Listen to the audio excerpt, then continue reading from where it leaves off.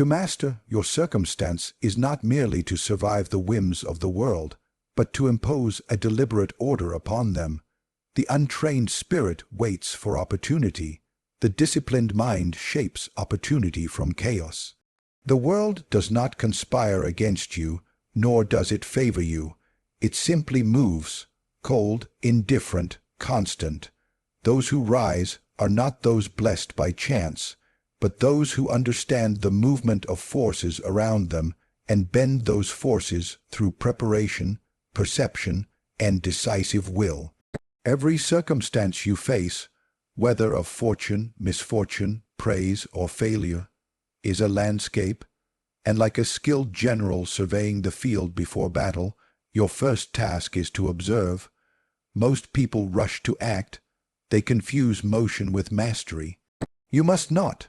To master your circumstance, you must first see it in all its hidden geometry. Who benefits, who resists, what patterns repeat, what weaknesses lie behind appearance.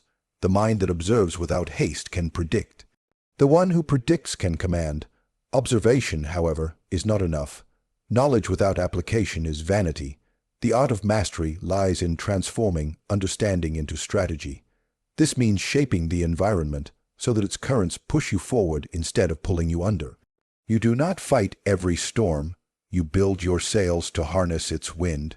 You do not lament a difficult season. You plant the seeds that thrive in its soil. The wise do not curse their circumstance. They rearrange it through deliberate and intelligent motion. Preparation is your shield and your sword. To master your circumstance, you must prepare before it reveals its trials. Preparation is invisible work. The hours of study when others sleep, the practice of restraint when others indulge, the careful alignment of resources before they are needed. It is the patience to wait until timing favors you, and the precision to act without hesitation when it does.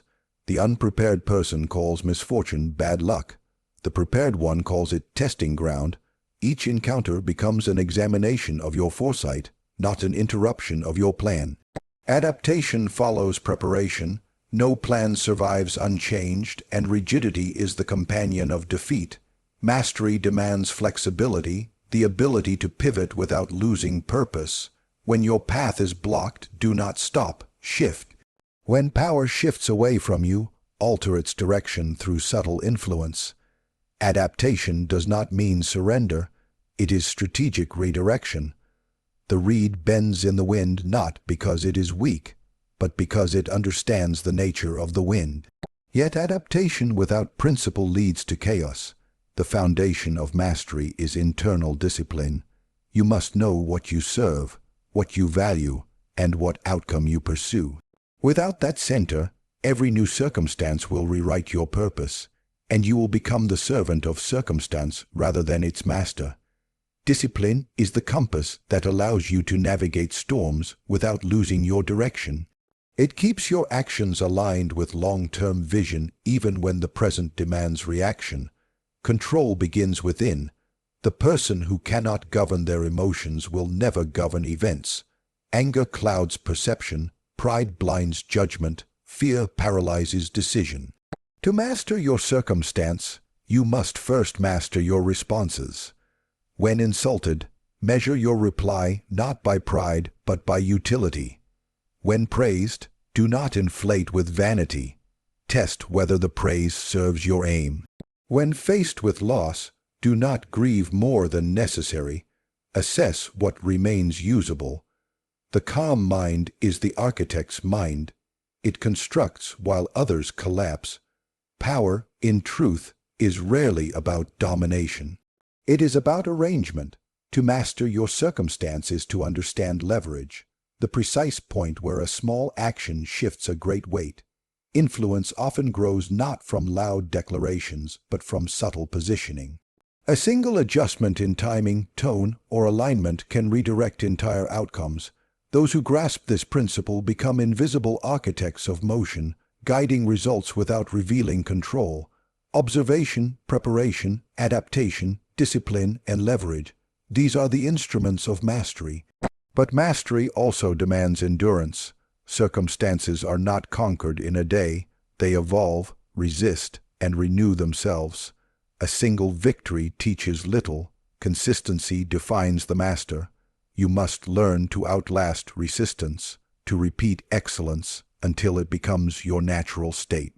The world respects persistence more than brilliance, for persistence converts brilliance into tangible result. Do not waste energy wishing for an easier path. The path you have is the proving ground of your strength. To master your circumstance means to treat hardship as instruction, not punishment. Every challenge conceals a lesson in timing, perception, or endurance. The one who seeks comfort will never find mastery, for comfort dulls vigilance. The one who embraces discomfort sharpens capacity. Growth occurs not in the ease of certainty, but in the tension between what is known and what must be conquered. To live as a master of circumstance, you must cultivate awareness of both the external and internal terrain. Externally, study the flow of power, how it moves through systems, relationships, and perception. Internally, study your reactions, how pride tempts, how fear whispers, how desire distorts reason. The same clarity you apply to the world must be turned inward. Mastery is symmetrical. The outer order reflects the inner one.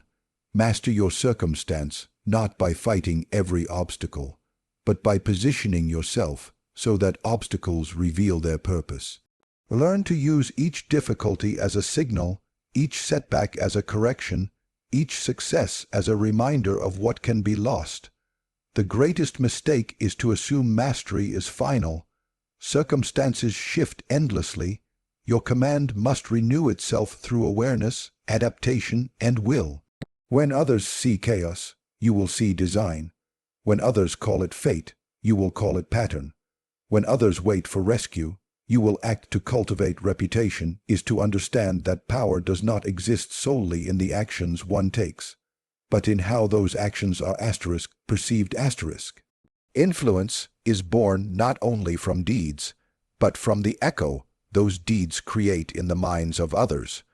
Reputation is the armor that precedes you into every room, the invisible standard by which others measure your worth before you have spoken a word.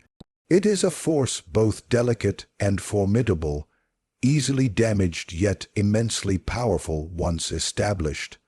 Those who grasp the value of reputation hold sway not merely through authority, but through expectation, through the idea that others already believe they command.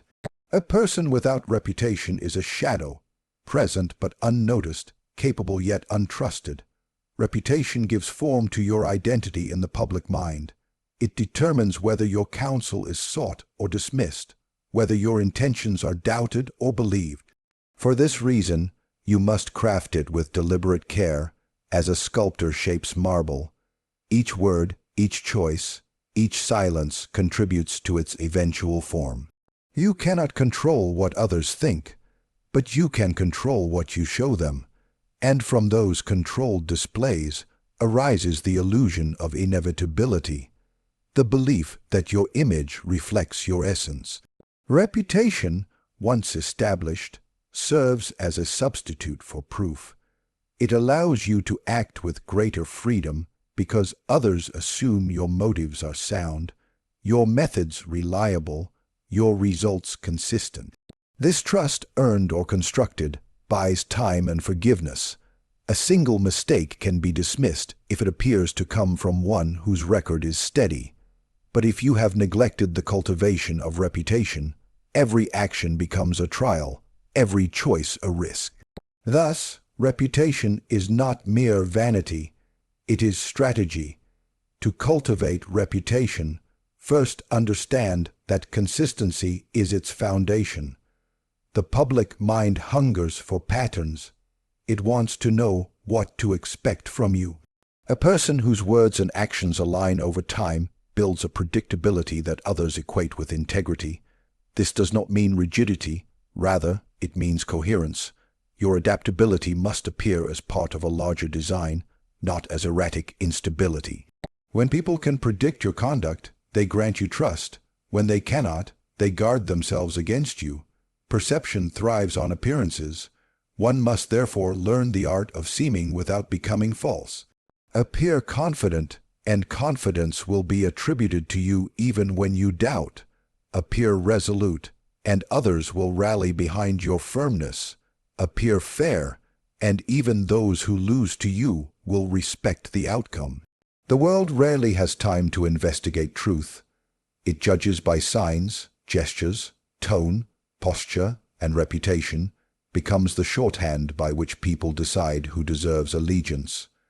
To ignore this reality is to surrender influence to those who understand it better. Guard reputation as you would guard a fortress. It takes years to build and moments to crumble. Careless speech, reckless behavior, or public pettiness erode it faster than any enemy could. When tempted to act from impulse, recall that reputation is not about this instant, but about the narrative that others will remember.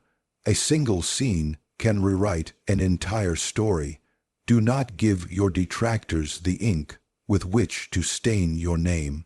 Yet fear of damage must not make you timid. Reputation thrives on action.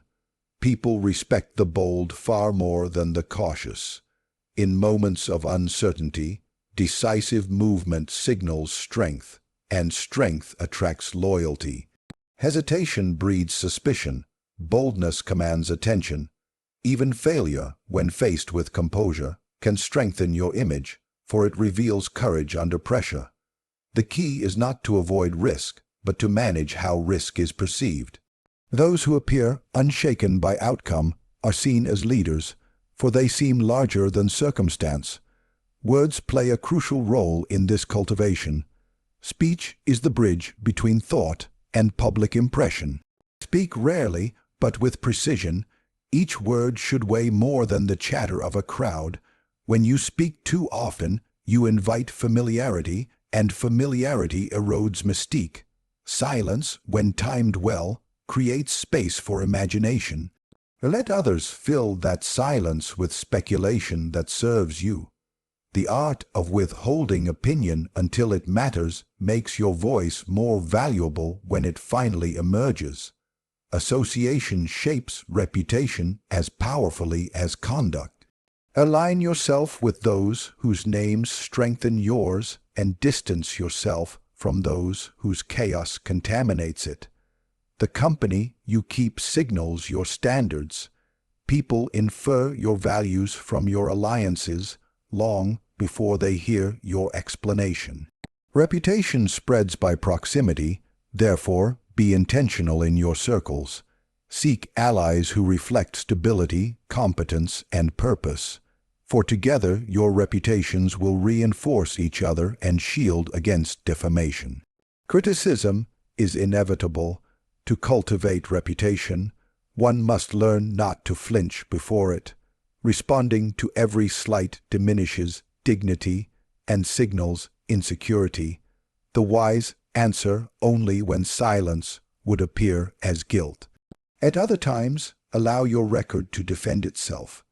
Those who rush to justify every accusation appear defensive. Those who continue their work while others talk appear certain of their worth.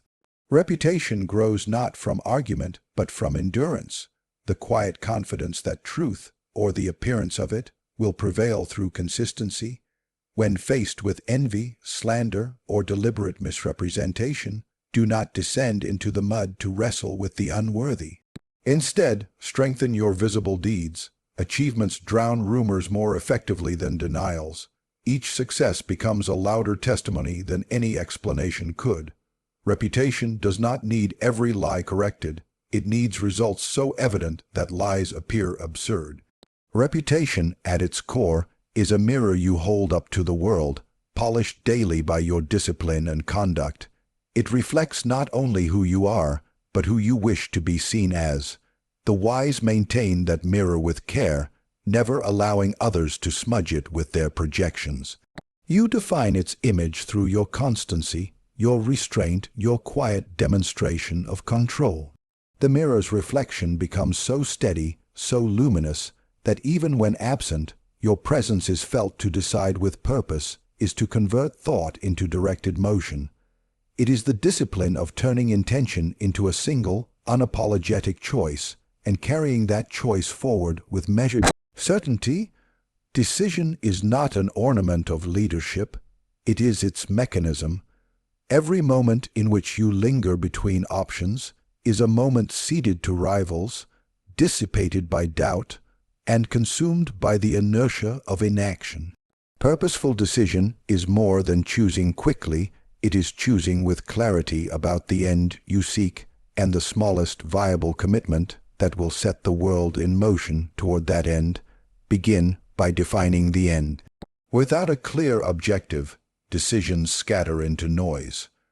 The sharpest leaders know exactly what they aim to secure: an outcome, an institution, a state of affairs.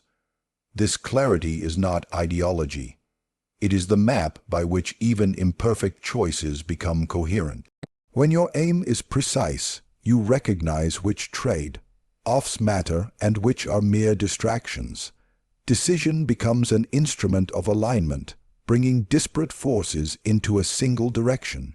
Remember the other keynotes: master your circumstance, cultivate reputation, build durable foundations, temper means with ends. Each informs the judgments you make, but the act of deciding is where these themes are welded into practice. Decisiveness is not the absence of analysis. It is analysis with a deadline. Overthinking breeds paralysis. It multiplies contingencies until every action feels too risky. There is a point of diminishing returns for information. The deliberate leader establishes criteria for sufficiency, the minimal body of evidence required, the threshold of risk acceptable, and the moment at which further inquiry becomes procrastination. Set these parameters in advance when possible, so that when the moment arrives, you do not invent them under pressure.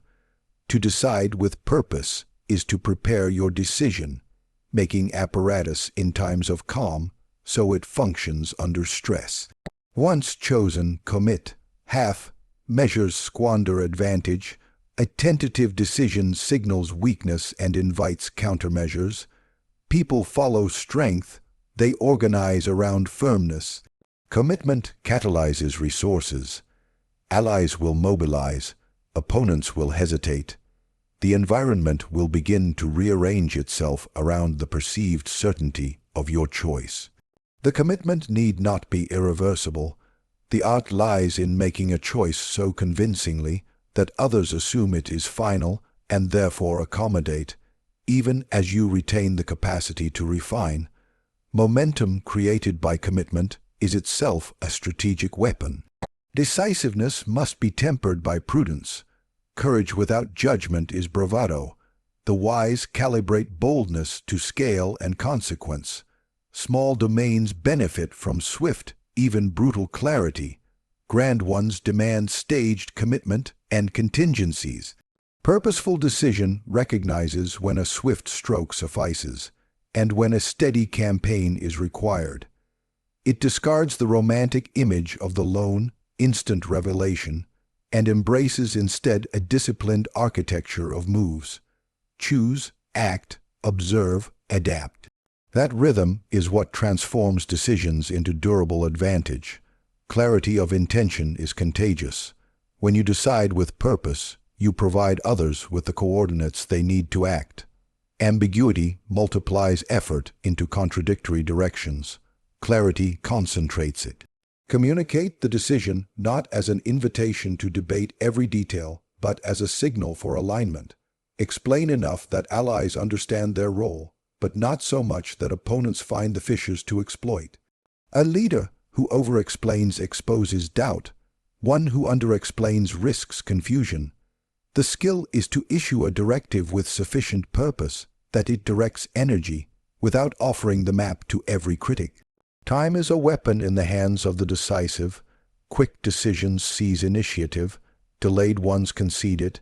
Initiative forces others to react rather than plot. Yet haste must not be madness. Urgency must be framed by judgment. Learn to distinguish problems that require immediate closure from those that benefit from, and even demand, patient construction. Use tempo intentionally. Sometimes a rapid, visible move creates the impression of unstoppable progress. Other times, a slow, deliberate advance erodes resistance quietly. Both tempos are valid when guided by a clear purpose. Decisions reveal character. People infer from your choices what you value and what you fear. Over time, the pattern of your decisions becomes a signal as potent as any speech or proclamation. Decide in ways that reinforce the reputation you have cultivated. Decisions that scream of integrity and competence will compound trust. Those that reveal caprice will corrode it. Keep in mind how each choice plays into the larger narrative of your leadership. A single reckless decision can fracture a reputation built on years of sober judgments, just as a steady string of judicious choices can smooth over occasional missteps, except that some decisions will fail. Purposeful decision-making does not promise infallibility. It promises a method to learn from error without losing momentum. When a chosen course proves faulty, correct with speed and humility. The mark of a master is not an absence of mistakes, but the capacity to convert them into instruction and to adjust course so that the overall arc of activity remains forward. Excessive pride in correction invites stagnation. Excessive contrition invites instability. Balance recovery with consistency so that the world perceives you as resolute rather than reactive. Decision-making is also an exercise in economy. Not every problem requires your personal resolution. Delegate decisively, empowering capable hands to enact your will within defined boundaries. This multiplies your capacity and reserves your judgment for matters where your purpose is indispensable. Delegation without relinquishment is a paradox. Provide autonomy, but embed clear objectives and accountability. This is how large enterprises of influence scale. Decisions are nested, each aligned to the central purpose you define. Finally, cultivate the muscle of decisive intuition. Experience trains instinct. Instinct, properly tempered, converts incomplete information into effective choice. Each decision you make refines your sense of when to stop gathering facts and commit. Trust becomes calibrated, not blind faith, but a confidence earned by pattern recognition honed through practice. Let reason set the bounds, let experience tune the velocity, and let purpose be the compass that refuses to be moved by ephemeral noise. Decide with purpose, and the world will begin to move as if you had always intended it to be so. For decisive action creates a causal chain. Choices shape perception, perception channels resources, resources create outcomes, and once set in motion, the machinery of consequence will carry forward until the next deliberate choice must be faced and met with the same clear, unwavering intent of a mind that has learned that hesitation is the luxury of those who have already lost the first round of the contest for influence, and that every moment not seized is an advantage given away to others whose appetite for decision is sharper and whose willingness to endure the cost of consequence is greater than your own. Act, then, with speed and with deliberation at once, so that your choices compound rather than fade, so that each decision becomes the foundation for the next, aligning circumstance with reputation, with structures that endure, and with ends that justify the means. And in that alignment you will find that momentum, like a well-timed wind, carries more than your plan. It carries your name into a reality shaped by decisions rather than wishes, into a reality where purpose is the only currency worth spending, and where every deliberate act is a step toward a future designed by the clarity of your will. And when opposition forms, let your decisiveness be the framework that others fold into rather than fight against. For there is no greater deterrent than a leader who chooses with purpose and keeps choosing until the field itself is rearranged to reflect that single, unambiguous direction and thereby compels cooperation. dissolves uncertainty, and forces even the reluctant to act in accord with the movement you initiated, because choice, when exercised with intent and then sustained, becomes the kind of force that reshapes incentives and transforms resistance into compliance and opportunity into advantage. And so your task is to sharpen that faculty daily, to practice the quick calibration of information and will until the act of deciding is as natural as breath and as irrevocable as a law that others follow. And in that practice you will notice how the world yields to the steady pressure of purpose, how allies align to momentum, how rivals hesitate when confronted with resolve, and how plans once idle begin to execute themselves under the weight of your consistent, directed choices and the pressure of circumstances rearranged around them. And thus the true measure of leadership becomes not the brilliance of a single plan, but the durability of the decisions that set the course and the discipline to maintain them, even when the immediate rewards are obscured by the noise of transient crises and competing agendas. And that discipline is the secret by which modest means can produce outsized results when deployed with clarity and conviction, and without the indulgence of needless second guessing, because every delayed decision is an invitation to chaos, and every confident decision is an offer to structure reality, so that others move within the space you have defined until the pattern is fixed and the outcome inevitable, and then you must continue to choose again. For constancy alone is not enough if it becomes stagnation, and therefore maintain the rhythm of decide, act, observe, adjust, decide, act, observe, adjust, until the pattern itself becomes the strategy, and the strategy becomes the legacy of a mind that never ceased to apply its purpose to the world, and so on into the next choice, where the same principles apply, and where the test is not whether you can be right every time, but whether you can be purposeful always and consistent enough that your errors are absorbed and your successes compound. And that is how decisiveness converts into lasting influence, and how purpose turns into momentum and into a future that respects the will that created it. And that is why those who master the art of deciding with purpose seldom find themselves surprised by the outcomes they have intentionally engineered, and instead find only the remaining obstacles to be addressed by further calibrated, intentional choices, because the act of deciding with purpose is itself a discipline that structures both action and perception, and thereby forces the world to move in accordance with your design until the design becomes reality, and until others accept it as the new normal. And then you must continue to choose and to refine and to commit and to correct until the pattern of decisions forms an architecture of power that endures, bending events to your intent and integrating chance into a march directed by a will that does not falter in the face of uncertainty, but rather uses it as the raw material of further decisive moves. And so the leader who decides with purpose creates not only immediate results, but also the conditions for future decisions to succeed, because momentum begets momentum, and because the world, once set, is difficult to undo. And therefore choose now, and choose clearly, and let each choice be the hinge on which the next advantage swings. And power, influence, and endurance are not born from chance, but from deliberate construction, the alignment of perception, decision, and action. To master your circumstance is to refuse victimhood and instead turn every condition into material for strategy. To cultivate reputation is to understand that power lives as much in belief as in fact, that perception is the scaffolding upon which authority stands. To decide with purpose is to convert that understanding into motion, to act with the kind of clarity that compels alignment rather than requests it. These principles are not the doctrines of tyranny, they are the architecture of effectiveness.